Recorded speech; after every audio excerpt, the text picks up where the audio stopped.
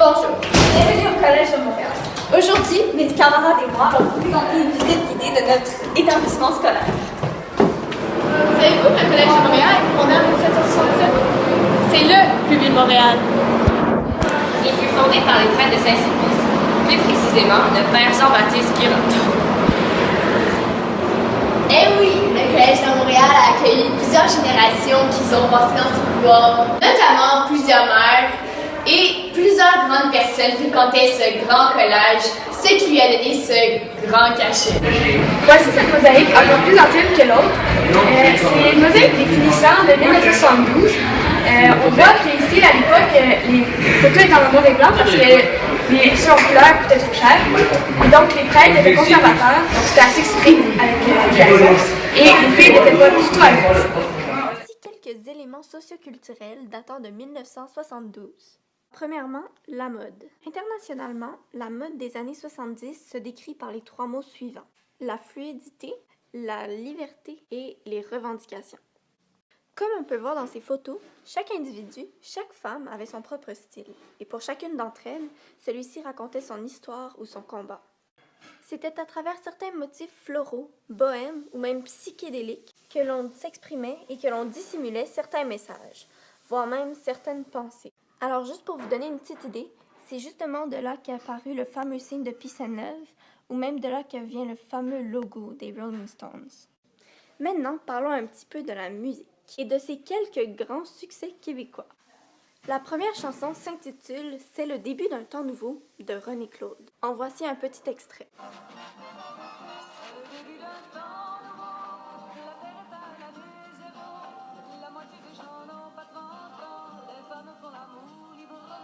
Cette chanson fut bien fructueuse, car étant la chanson de l'Expo 67, elle fut reconnue par plusieurs milliers de Québécois. Finalement, voici Ordinaire, chanson de Robert Charlebois.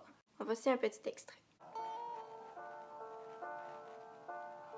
Je suis un gars ben ordinaire.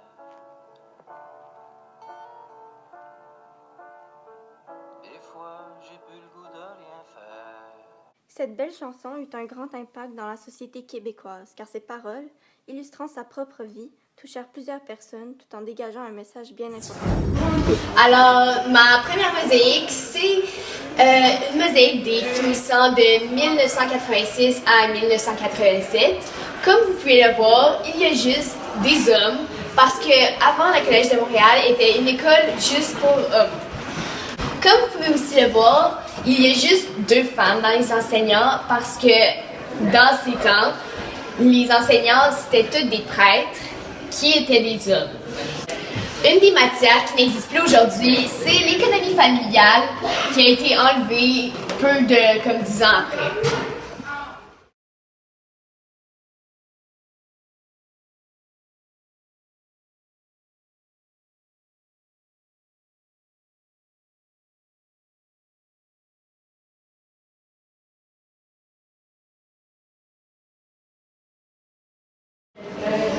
Alors, le premier objet religieux se retrouve dans la pastorale. C'est la Vierge Marie, la mère de Jésus. Elle représente un culte chez les saints et les anges.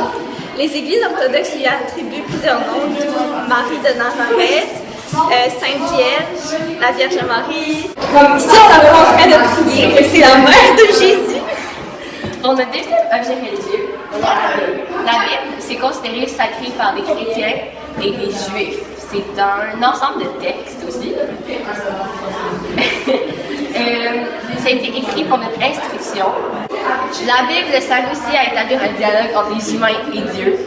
Et il y a plusieurs prières écrites dedans qui servent à guider les gens. Alors, on est encore dans la pastorale, et le 3e image a été prise ici même. Elle représente la crucifixion de Jésus. De nos jours, considérée comme étant l'image du gibet de la crucifixion de Christ, la symbolisation de cette croix est la plus ancienne et a probablement commencé l'usage du signe de la croix. Alors voici la 3e photo, les vitraux. Cette photo a été prise dans les cantines du secondaire 5. Autrefois, les Romains avaient l'habitude de décorer leurs thèmes de mosaïque à l'aide de verres colorés, ce qui leur permettrait de tamiser la lumière. Ces vitraux démontraient plusieurs signes évoquant les images d'un ange ou d'un personnage religieux. Cette photo a été prise dans une classe au 2e étage. Elle signifie la crucifixion de Jésus sur la croix. Jésus-Christ fut condamné à mort par le prophète romain et fut ensuite exécuté par le supplice de la croix. Cette croix nous rappelle qu'il a souffert pour nous. Cette croix demeure un signe de sécurité par Dieu. Bonjour, Monsieur G. J'ai des questions à vous poser. Première question. En quelle année êtes-vous né? Eh bien, je suis né le 8 décembre 1909. En quelle année avez-vous gradué? Et j'ai gradué au Collège de Montréal en 1929, alors que j'avais que 20 ans. Ça va m'instruire. Que pouvez-vous nous dire de vos études après le secondaire? Après le secondaire, je suis allée aux études dans le commerce, mais il y avait la crise économique, là, alors j'ai pas pu finir mes études. Que pouvez-vous nous dire de votre fondation de la troupe de théâtre? Ben, j'ai fondé ma troupe de théâtre avec des camarades de classe qui ont étudié avec moi au Collège de Montréal.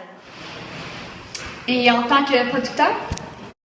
Alors oui, j'étais producteur et en 1949, j'ai fait ma première pièce de théâtre dans le Monument National. Parlez-nous de vos 2 pièces. Ben, j'ai commencé ma carrière d'acteur professionnel en 1939 dans le feuilleton Le Curé du village. Vraiment populaire, là, elle a été jouée plus de 600 fois. Elle a été aussi adaptée dans le cinéma québécois là, sous le nom de Ticoc. Ben ouais, j'ai acheté aussi un théâtre, puis j'ai fait plein de films de production. Les uniformes ont tellement changé aussi dans ce collège. Et ouais, merci Noémie de m'avoir interviewé. Bonjour, Monsieur Vigé. Alors, en quelle année êtes-vous né? Alors, je suis née le 7 mai 1787. Ouais. En quelle année avez-vous terminé au Collège de Montréal? J'ai gradué en 1805 au Collège Saint-Raphaël, qui était autrefois le nom du Collège de Montréal. Que pouvez-vous nous dire à propos de votre carrière en journalisme? Je suis partie pour Québec pour devenir journaliste, puis j'ai vraiment adoré cette expérience et j'en suis fière. J'ai appris que vous aviez écrit un livre. De quel livre s'agit-il? Pendant la même année que je suis allée à Québec, j'ai commencé la rédaction de mon ouvrage qui s'appelait Ma Sabelle Marche. Vous avez aussi passé une période dans l'armée? Toute ma vie, je me suis intéressée aux affaires militaires, puis finalement, en 1812, je suis entrée dans l'armée. Quels sont vos intérêts maintenant que vous avez quitté l'armée? Parallèlement à mon emploi, je me suis beaucoup intéressée à l'archéologie, puis je suis aussi devenue un antiquaire.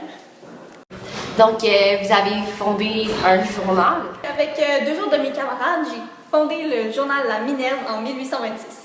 Puis maintenant, je suis premier maire de Montréal, je suis très fière de moi, puis j'aime ça. Alors, merci Francesca de m'avoir accueillie, puis à la prochaine.